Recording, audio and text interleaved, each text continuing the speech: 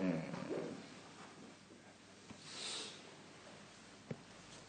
역대상 11장 20절 47절까지인데요. 20절 25절까지 같이 읽겠습니다. 요압의 아우 아비새는 그 3명 중 우두머리라.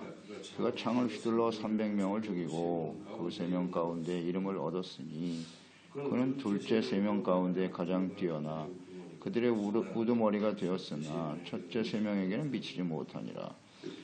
갑스엘 용사의 손자 여호야다의 아들 분하야는 용감한 사람이라. 그가 모압 아리엘의 아들들을 죽였고 또 눈 올 때에 함정에 내려가서 사자 한 마리를 죽였으며 또 키가 큰 애굽 사람을 죽였는데 그 사람의 키가 5규빗이요 그 손에 든 창이 배틀채 같으나 그가 막대기를 가지고 내려가서 그 애굽 사람의 손에서 창을 빼앗아 그 창으로 죽였더라.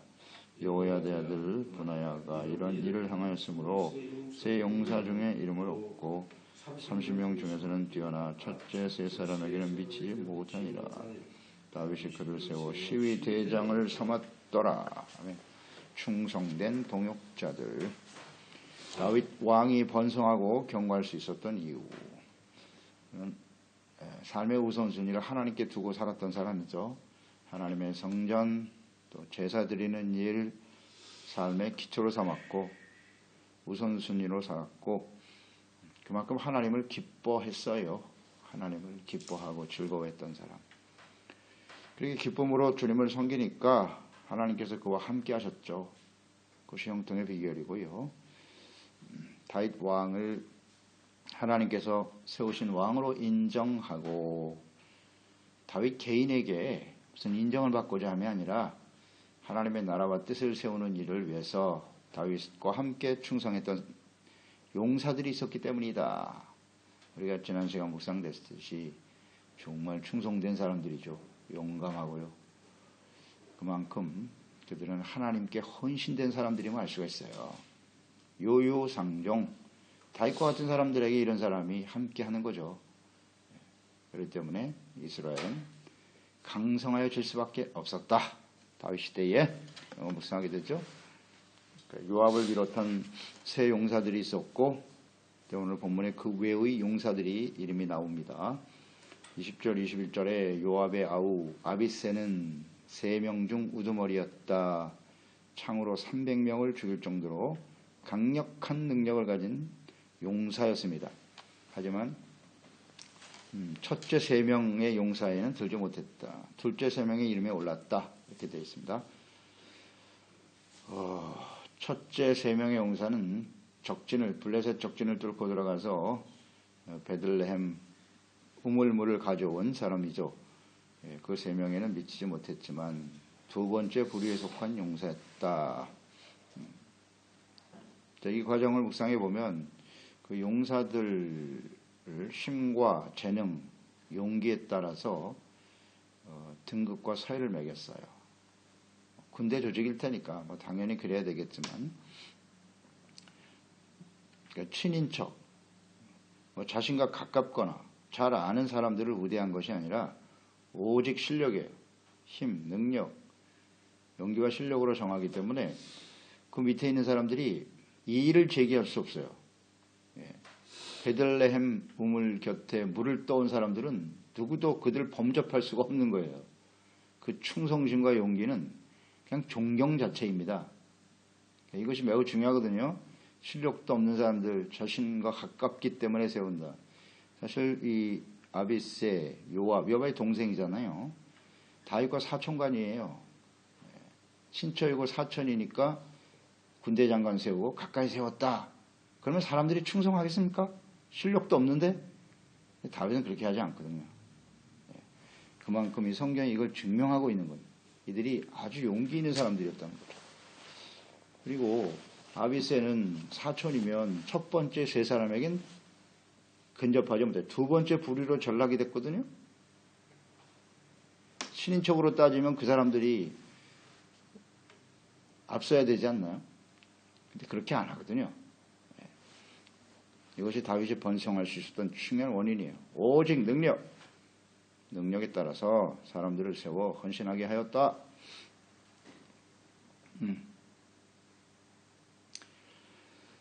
하나님께서도요, 재능에 따라서 직임을 맡기시는 분이에요. 달란트 비유에 잘 나와 있죠.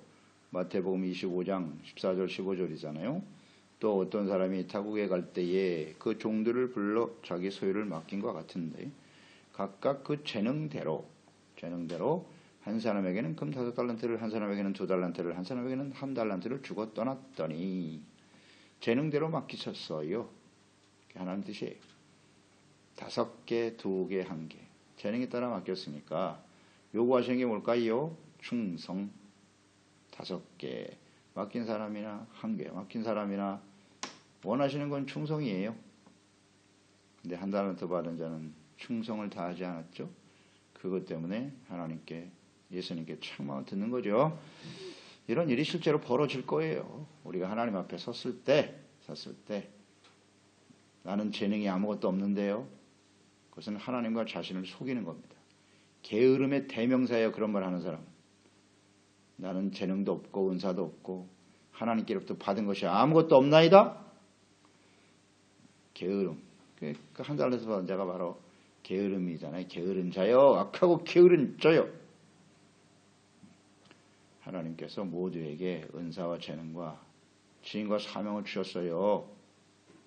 그 일에 우리는 얼마나 충성을 다하느냐 하는 것이 중요하죠. 남들과 비교하면 안 되는 거고요. 재능에 따라 맡기시는 거예요.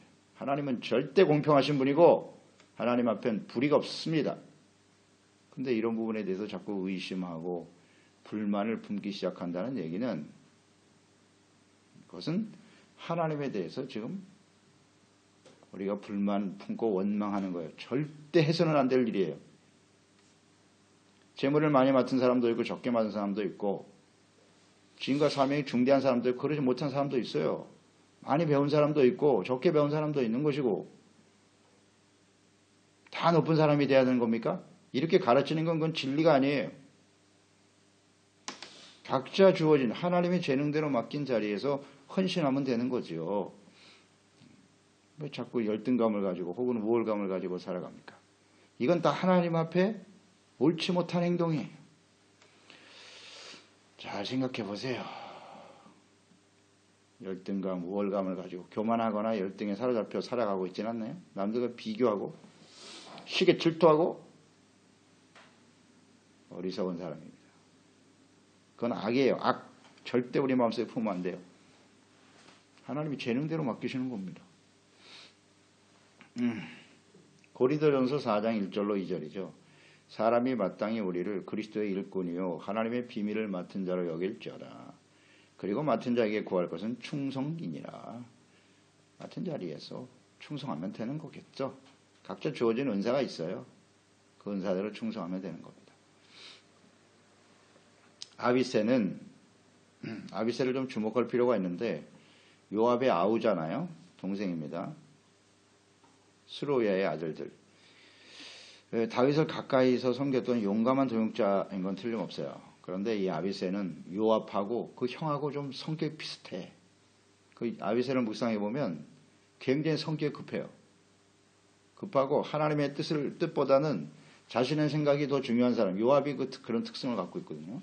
용감하긴 한데 자기 생각이 많아. 이런 게 약점이에요. 아주 과격해요. 예를 들어보면 사무엘상 26장에 사울이 아브넬과 함께 황무지에 숨어 있었던 다윗을 공격해 올 때죠. 그때가 26장인데 7절과 8절에 보면 다윗과 아비새가 밤에 그 백성에게 나아가 본즉 사울이 진영 가운데 누워 자고 창은 머리 곁에 꽂혀 있고 아브넬과 백성들은 그를 둘러 누웠는지라. 잠자고 있어요. 아비새가 다윗에게 이르되 하나님이 오늘 당신의 원수를 당신의 손에 넘기셨나이다. 그러므로 청하노니 내가 창으로 그를 찔러서 단번에 땅에 꽂게 하소서. 내가 그를 2번 찌를 것이 없으리이다 하니 하나님이 주신 조로의 기회다. 사울을 죽여라. 그런데 다윗은 말했죠. 하나님의 뜻은 그게 아니야. 하나님이 기름 부음 받은 자에게 손대는 건 하나님의 뜻이 아니거든. 그러니까 이 아비새와 다윗의 차이를 아시겠어요? 아비새는 자기가 옳다고 여기는 것을 하나님의 뜻이라고 말하는 사람이에요. 매우 위험한 사람이죠. 충성도 해요. 열심히 일도 해요. 그런데 하나님의 뜻보다 자신의 뜻이 더 중요한 사람이야.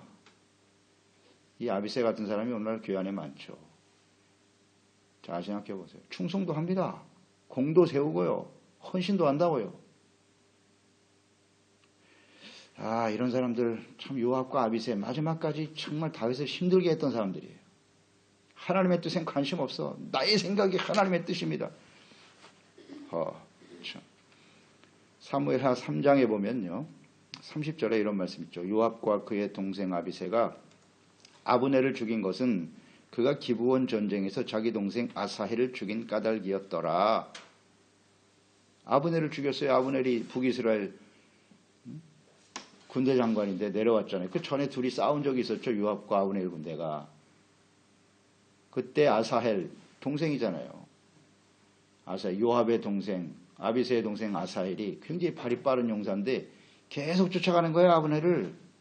그래서 아브넬이 말했습니다. 야, 너 그만 쫓아와. 너는 나의 상대가 아니야. 그런데 끝까지 달려가다 결국 어쩔 수 없이 아브넬의 창에 죽고 말잖아요. 아사헬이. 거기서 앙심을 푼 거야, 이 두 사람이. 그래서 나중에 평화 때문에 내려왔는데 죽였잖아요. 개인적인 감정으로 요압과 아비새가 죽여버린다고요. 다윗에게 묻지도 않고 이런 사람들이에요. 예. 그래서 사무엘하 16장 9절에 보면 수루의 아들 아비새가 왕께 여짜오되 이 죽은 개가 어찌 내 주 왕을 저주하리이까 청하건대 내가 거기 건너가서 그의 머리를 베게 하소서. 다윗이 압살롬에게 쫓겨서 도망칠 때 베냐민 사람 스무이가 나와가지고 막 욕하고 저주했어요. 다윗을. 네가 그렇게 피를 많이 흘리더니 결국은 쫓겨나는구나. 하나님 앞에 저주받은 거야. 이런 소리를 들었을 때 이 아비새가 한 말이에요. 당장 가서 저 목을 치자는 겁니다. 충성스러운 모습처럼 보이죠? 근데 다윗은 뭐라고 그랬어요? 가만히 있어. 16장 3하 16장 11절에 또 다윗이 아비새와 모든 신하들에게 이르되 내 몸에서 난 아들도 내 생명을 해하려 하거든. 하물며 이 베냐민 사람이랴. 여호와께서 그에게 명령하신 것이니 그가 저주하게 내버려 둬라. 내버려 둬라. 이 다윗과 아비새의 차이를 아시겠습니까? 이게 다 하나님의 뜻이 있다는 거죠. 자식도 나를 죽이려고 하는데 뭐 베냐민 사람이 나를 저주하는 게 그 뭐 대수냐. 당연한 거지. 다윗의 자세 겸손하죠. 그러나 아비새는 또 역시 과격해. 당장 목을 베게 하소서. 이거 변하지 않죠. 이게 자기 생각이 얼마나 강한지 몰라. 이런 걸 묵상할 필요가 있어요.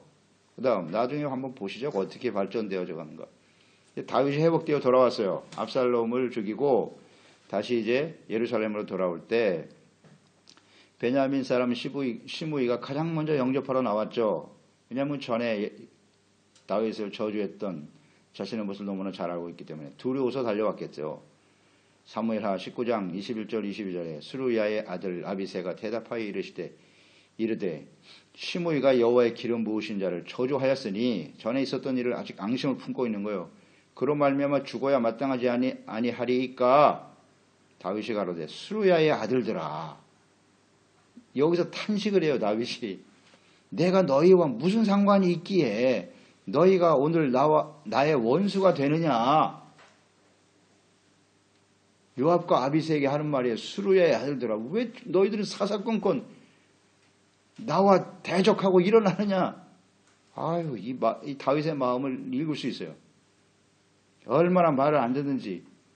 오늘 어찌하여 이스라엘 가운데서 사람을 죽이겠느냐. 내가 오늘 이스라엘의 왕이 된 것을 내가 알지 못하느냐. 탄식하잖아요. 자기 생각이 얼마나 강한지. 저런 시므이는 당장 목을 쳐서 죽여야 됩니다. 충성스러워 보이지 않습니까? 근데 다윗은 아니야. 지금 내가 하나님의 은혜로 예루살렘이 회복되고 있는 과정이야. 아마 공을 세우기를 원했나요? 그리고 하여튼 계속 앙심을 품고 있어. 저기가 가득해. 하나님의 뜻보다는 자신의 생각이 더 중요한 사람이야. 이거 조심해야 됩니다. 자신의 생각과 행동을 하나님의 뜻이라고 말하는 사람들. 아비새. 참 안타깝죠. 이런 사람들이 우리 교회 안에 있어서는 안 돼요. 다윗을 그냥 괴롭게 하지 않습니까? 어째 나의 원수가 되느냐? 원수라 그랬어요. 다윗이. 사사건건 힘들게 하거든. 그 다음 22절에 반면에 분하야가 또 있어요. 22절에 분하야는 사자를 죽일 정도로 용감하고 힘 있는 용사였다. 분하야는 아비새와는 달라요. 이걸 좀 묵상할 필요가 있어요. 이 다윗이 이를 굉장히 중임했어요. 수로의 아들들과는 좀 다른 사람이야. 분하야는. 근데 실력도 있어요. 사자를 죽일 정도니까 삼성 같은 사람이라고 봐야죠. 힘이 대단한 사람이죠. 그래서 그를 다윗이 시위대장으로 삼았다 그랬어요. 시위대장은 자기가 가장 신임하는 사람이에요. 신임 사람. 근데 스루야의 아들들이 아니라 분하야에게 시위대장을 맡겼어요. 이걸 잘 우리 묵상할 필요가 있어요. 그러니까 시위대장인 이 분하야는 누구보다도 다윗을 가까이 섬기면서 다윗과 하나님의 뜻을 잘 알고 있었던 사람이에요. 이게 중요해요. 스로의 아들들 요압과 아비새는 아주 결이 다른 사람이죠. 그래서 분하야는 그 나중에 결말을 보면 요압이 아도니아를 왕으로 추대하려고 하는 일에 가담하지 않았어요. 그때 대세가 아도니아였어요. 솔로몬이 나이 먹어 늙었는데 아직 선의를 발표하지 않는 거예요. 하나님은 솔로몬을 지목하셨는데 이걸 분명하게 하지 않으니까 형인 아도니아가 자기가 적자다 이거죠. 솔로몬은 바세바에 의해서 다윗이 범죄한 아내의 딸이다. 아들이다. 이런 생각이 있었을 것이고 내가 적자야. 내가 왕이 돼야지 하면서 일어났잖아요. 그때 동조한 사람이 요압입니다. 요압. 수로의 아들들이죠. 그 편에 섰어요. 그게 맞다고. 근데 분하야는 거기 서지 않았어요. 왕상 1장 7절로 10절에 아도니아가 수루야의 아들 요압과 제사장 아비아달과 모의하니 그들이 따르고 도우나 제사장 사독과 여호야다의 아들 분하야와 선지자 나단과 시므이와 레이와 다윗의 용사들은 아도니아와 같이 하지 아니하였더라. 분별력이 있잖아요. 가까이서 원래 제일 가까이 있는 사람이 칼을 꽂는 거예요. 배신하고. 이게 일반적인 사람들의 모습이거든요. 근데 분하야는 끝까지 다윗과 하나님의 뜻에 서 있었다. 이게 중요한 겁니다. 그 차이가 굉장히 크다는 거예요. 아비새 요압은 자신의 뜻이 강해. 다윗을 통한 하나님의 뜻이 중요한 게 아니라 결과가 안 좋잖아요. 결과가 안 좋아요. 하나님은 솔로몬을 지목하셨는데 왜 아도니아의 편에 손을 들고 있어? 요압 어리석은 자. 진짜 왕이 될 줄 알았나? 아도니아가? 그러니까 이렇게 자신의 생각이 곧 하나님의 뜻인 것처럼 착각하며 행동하는 사람의 결말이 이와 같다는 거예요. 이거 정말 조심해야 돼요. 충성했던 사람들이죠. 이스라엘 나라를 세우는 일에 요압과 그 아비새와 같이 헌신한 사람들 찾아보기 쉽지 않습니다. 예. 그런데 결말이 비극적이죠. 그 이유가 뭐냐는 거예요. 이게 교훈입니다. 교회를 위해서 주님을 위해서 충성하고 헌신할 수 있어요. 근데 결말이 안 좋아. 이거 정말 깊이 묵상해야 됩니다, 여러분. 다윗을 항상 힘들게 해. 다윗이 하나님의 뜻을 바라보고 주님의 뜻대로 헌신하는 주의 종인데 물어보지도 않고 자기 마음대로 죽이고 개인적인 감정과 뜻을 앞세우는 사람들. 이게 하나님의 뜻이 맞아. 그러니까 다윗을 완전히 무시하는 거예요. 한마디로 보면. 그럴 수밖에 없던 거 우리가 묵상했잖아요. 요압은 바세바의 남편이었던 우리아를 죽이라고 다윗이 범죄하면서 편지 써서 보낼 때 요압이 그 편지를 보고 우리아를 죽였거든요. 이미 그게 불의하다는 사실을 알아. 요압도. 다윗은 끝났어. 이런 짓을 하는 거 보니까 다윗은 이제 틀렸다. 이런 생각을 항상 했을지도 몰라요. 그러면서 그때부터 다윗을 무시해요. 그러니까 사람이 이렇게 한번 범죄하게 되면 이런 약점을 잡히게 되는 건 사실인데 그래도 하나님은 다윗을 용서하셨잖아요. 이게 중요해. 다윗을 용서했는데 끝까지 요압은 다윗을 멸시하고 무시하고 그게 하나님의 뜻이 아닐 수도 있어 이렇게 생각하는 거예요. 아마 이것이 요압의 비극적인 결말의 원인이 아닐까? 이런 걸 좀 묵상해 볼 필요가 있습니다. 또 하나는 26절이나 47절에 다윗의 30인의 용사들이 쭉 나오는데 이들 중에 좀 특이사항이 있어요. 39절에 보면 39절에 암몬 사람 셀렉이 나오고요. 46절에 보면 모압 사람 이드마가 나와요. 그런데 하나님께서는 암몬과 모압 사람들은 영원히 이스라엘 총회에 들어올 수 없다라고 말씀하셨었어요. 명령하셨어요. 아주. 신명기 23장 3절이에요. 암몬 사람과 모압 사람은 여호와의 총회에 들어오지 못하리니 그들에게 속한 자는 10대뿐만 아니라 영원히 여호와의 총회에 들어오지 못하리라 이 선포해 버리셨어요. 하나님의 언약의 백성인 이스라엘을 그들이 저주하였기 때문이에요. 가나안 땅 들어가려고 했을 때 암몬이 적극적으로 반대했고 모압 왕 발락은 어떻습니까? 거짓 선지자 발람을 데려다가 이스라엘을 저주하라. 그때 이미 하나님이 정하신 거예요. 이 암몬 사람 모압 사람 절대 받아들이지 마. 원인은 뭐예요? 이스라엘을 저주했기 때문에. 하나님의 나라를 세우는 일을 방해했기 때문이에요. 그럼에도 불구하고 이 암몬과 모압 사람들이 다윗의 측근에서 용사로 발탁된 이유는 무엇일까? 하나님이 율법에서 하지 말라고 하시는데 그 의미를 잘 묵상할 필요가 있어요. 그러니까 율법을 자꾸대로 문자 그대로만 보려고 하면 안 돼요. 왜 그렇게 하셨지? 이스라엘 저주했기 때문이에요. 그런데 이 사람들은 지금 다윗과 함께 용사가 되어 이스라엘을 세우고 하나님의 나라를 세우는 일에 헌신하고 있어요. 그렇다면 그들은 마땅히 주님의 나라를 위해서 헌신한 사람들이 될 수 있다는 거죠. 여기서 우리는 이걸 배워야 돼요. 교훈입니다. 이스라엘을 저주했기 때문에 들어오지 말라고 했는데 충성하고 헌신하면 쓸 수도 있다는 거예요. 하나님은 그런 분 아니신가요? 이 말씀을 하시는 것은 교훈을 주기 위함이잖아요. 들어오지 못한다. 하지만 언제든지 용서해 주시는 분이 또한 하나님이시기도 하고요. 중요한 건 원인, 무엇 때문에 그런 말을 하셨는가. 또 41절에 햇사람 우리아도 나오잖아요. 햇사람 우리아도 30인 안에 들어가는 용사예요. 바세바의 남편이죠. 그는 햇사람이에요. 햇사람은 여부스 족속, 가나안 7족속 하나님이 멸절시키라고 한 사람 중에 하나잖아요. 그게 햇사람. 근데 무리아는 그 햇사람 출신이야. 반드시 쫓아내라고 명령하신 족속 중에 하나인데도 다윗의 훌륭한 용사가 될 수 있었다. 그의 충성스러움 우리가 잘 아는 바죠. 바세바와 다윗이 범죄한 이후에 그 죄를 은폐하기 위해서 전장에 싸우고 있는 우리아를 불러들였잖아요. 너 집에 가서 편안히 쉬어라. 안 가잖아요. 나의 용사들이 지금 전쟁에서 피 흘려 싸우고 있는데 내가 어찌 내 집에 들어가 편안히 자겠느냐. 안 가요 끝까지. 얼마나 충성스러운 사람인지.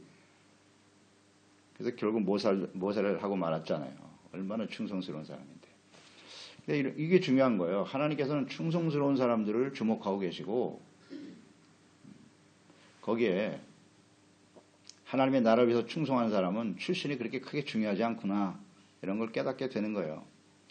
그러니까 예수님께서 이 땅에 오셔서 하신 가장 중요한 말씀이 예수님은 율법을 폐하러 오신 것이 아니라 율법을 완전케 하기 위해서 오셨다.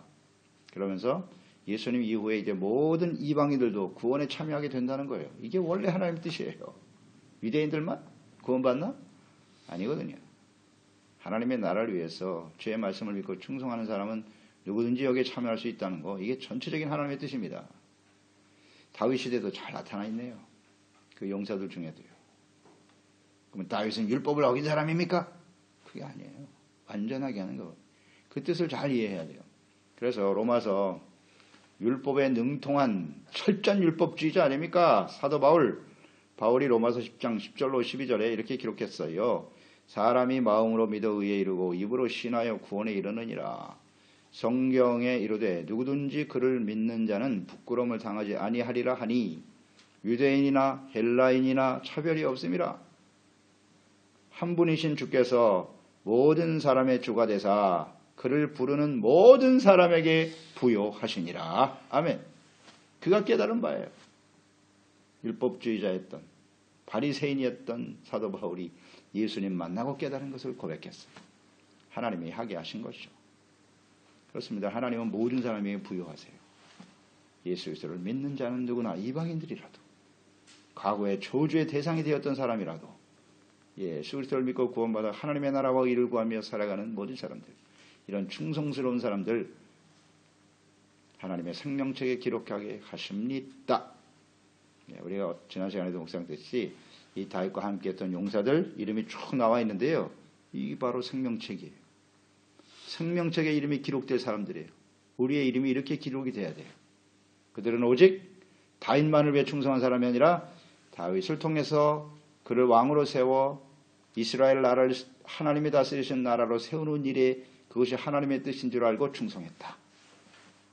용감하게 목숨 걸고 이런 사람들이 생명책에 기록이 되는 겁니다. 그저 사람들에게 잘 보이려고 그런 게 아니에요. 자신의 이름을 나세우고 그 일을 통해서 자신의 유익을 도모하려고 하는 아닙니다. 오직 하나님의 나라와 뜻을 세우는 일을 위해서 헌신하고 충성하여 우리의 이름이 생명책에 흐려지지 아니하고 충성된 동역자들로 세워지는 저희들이 되었으면 좋겠습니다. 하나님 아버지, 오늘도 다윗과 함께 했던 용사들의 이름을 쭉 묵상해 보면서 여러 가지를 또 교훈을 얻게 하시고 깨우쳐 주시니 감사합니다. 다윗이 번성할 수 있었던 중요한 요인 중에 하나가 충성된 동역자들이죠. 이들은 다윗만을 위해서 다윗이 왕이 되어 자신들이 권력과 지위를 얻고 자신의 유익을 도모하려고 했던 사람들이 아니라요. 다윗을 통해 세우실 하나님의 나라에 초점을 두고 다윗을 통해 이루실 하나님의 뜻에 초점을 두고 헌신하고 충성했던 사람들이었다는 것이죠. 그 중에는 이방인들도 있고요. 이스라엘 총에 들어오지 말아야 될 사람의 후손들도 있네요. 그런 게 중요한 게 아니고 하나님의 나라와 뜻을 세우는 일에 얼마나 충성하고 헌신하느냐 하는 것이죠. 각자 재능대로 하나님이 맡기시는 것임을 우리가 잘 생각하게 하시고요. 맡은 바 자리에 충성 다하는 사람이 되되 이처럼 아비새와 요압과 같은 사람, 이런 비극적인 결말을 맞이하는 사람 되지 않도록 나의 생각이 다 하나님의 뜻이 아닙니다. 다윗을 향한 하나님의 뜻에 겸손히 끝까지 순종할 수 있었다면 얼마나 좋았을까. 그렇습니다. 우리가 하나님을 잘 섬기고 주님을 왜 충성한다 할지라도 이게 하나님의 뜻에 맞지 않는다면, 자신의 뜻을 자꾸 합리화시키는 어리석은 자가 된다면 비극적인 결말이 찾아올 수도 있어요.